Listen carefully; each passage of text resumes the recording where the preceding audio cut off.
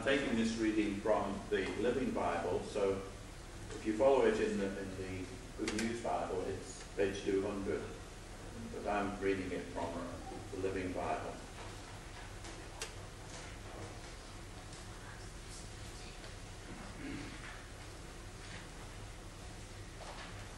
And so, dear brothers, I plead with you to give your bodies to God.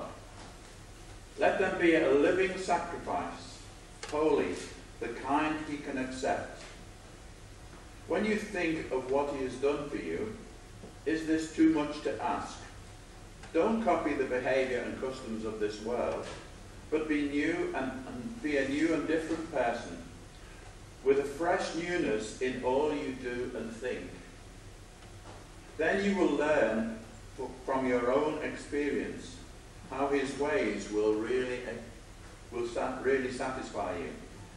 As God's messenger, I give each of you God's warning. Be honest in your estimate of yourselves, measuring your value by how much faith God has given you. Just as there are many parts to our bodies, so it is with Christ's body. We are all parts of it, and it takes every one of us to make it complete. For we each have different work to do.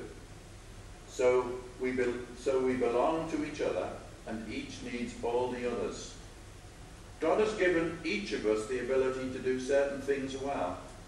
So if God has given you the ability to prophesy, then prophesy whenever you can, as often as your faith is strong enough to receive the message from God. If your gift is that of serving, serve them well.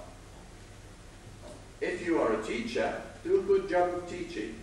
If you are a preacher, see to it that your sermons are strong and helpful.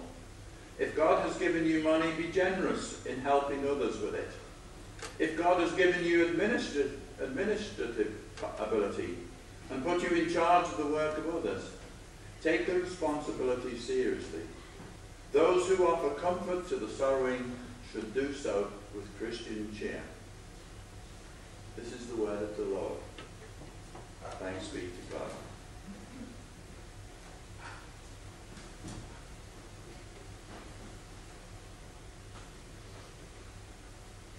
Paul's letter to the Romans was written to prepare the way for a visit he planned to make to the church in Rome.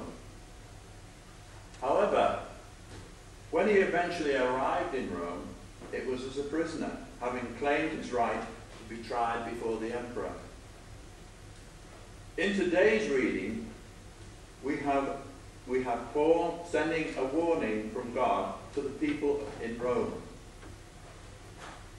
As God's messenger, I give you each of you God's warning. Don't copy the behavior and customs of this world, but be a new and different person with a fresh newness in all you do and think. Paul continues to encourage the Christians in Rome to use their different gifts in accordance with the grace that God has given them.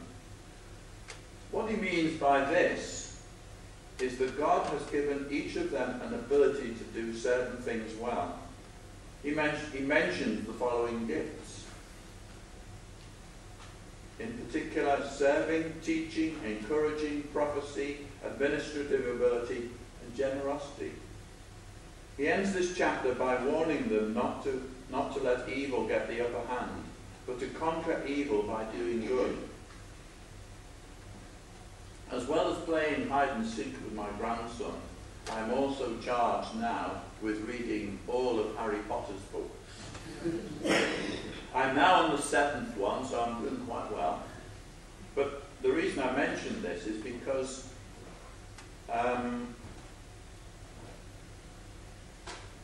one point in one of the books, Harry is told that he has a weapon which the Dark Lord Voldemort, him who should not be named, that's out the book, by the way, will never understand.